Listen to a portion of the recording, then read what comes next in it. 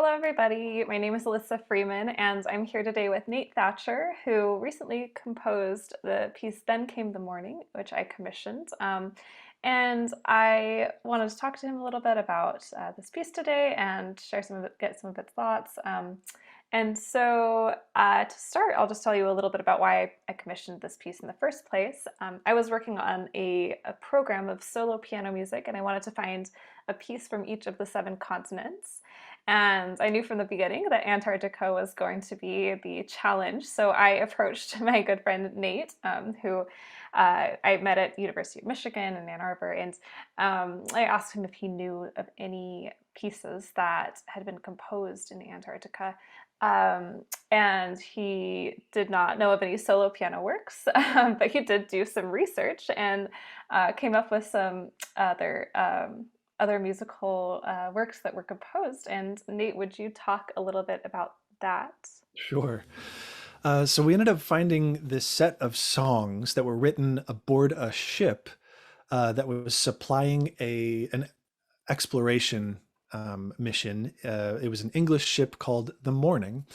So this piece is about the coming of that ship, and there were a number of songs written there. They had brought a dissected piano.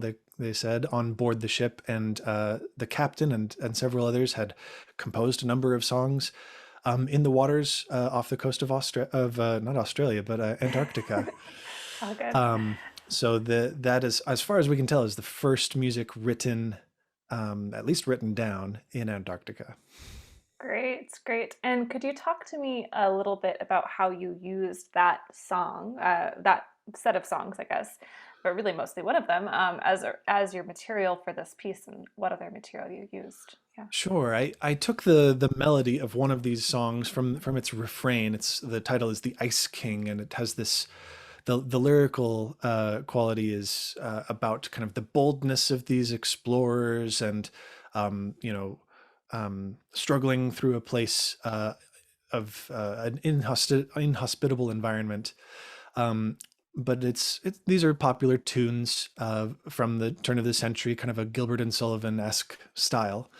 So at first I wasn't sure quite how to incorporate this into what I wanted to make. But I was able to take small quotations, small melodic fragments, and slowly build those into a quotation of the full melody of this song, "The Ice King," but given in kind of a eerie, ghostly chorale form that comes about three-quarters of the way through the piece.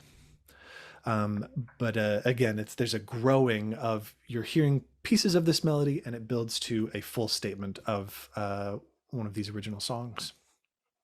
Great, awesome. And yeah, as I played this piece, I found it was a really great opportunity for me to meditate on some of the messages that you had discussed, wanting listeners to take away from the piece. And I think of this and a number of similar pieces to this. I kind of categorize them as think pieces for me.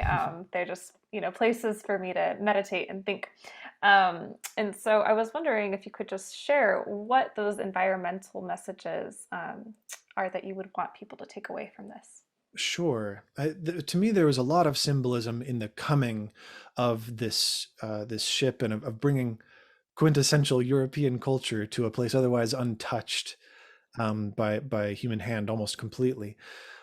So I expressed the sort of unchanging nature of Antarctica through a repeated rhythmic motif on a single note, a B natural, that continues through the entire piece. And the only time that it fades away is when we get that statement of the Ice King in its full melody. So there's this gradual ceding of power to these explorers, to these conquerors of this inhospitable place.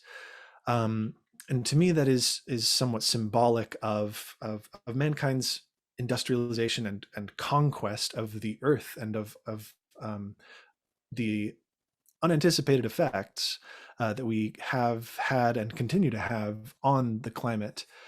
As we know, ice in a place like Antarctica is a dying breed, is a herald of that change. And so I wanted there to be a dying of that motif that represents the ice as it slowly changes and then fades away. And to me, there's a real sadness to this. There's a tragedy to the story, and I want there to be a sort of a pensive, uh, tragic musing to the piece. I hope that it is an experience that can allow us to feel and to tell ourselves a story about our involvement in the change of our climate and the irrevocable nature of that change, and to allow us through that emotional experience to begin to feel responsible and to act together um, to make changes that can heal that harm. As individuals, we can't do that, but together as groups, we can. And as humans, we have trouble coming together as groups without a story to guide us.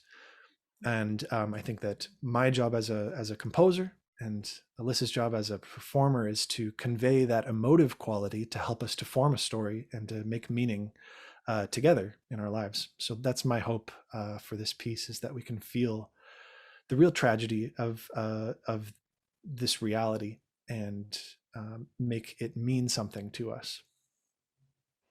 Thank you so much, Nate, for sharing your thoughts. And I'm really looking forward to sharing this with another audience. And so we'll go ahead and take a listen. Thank you.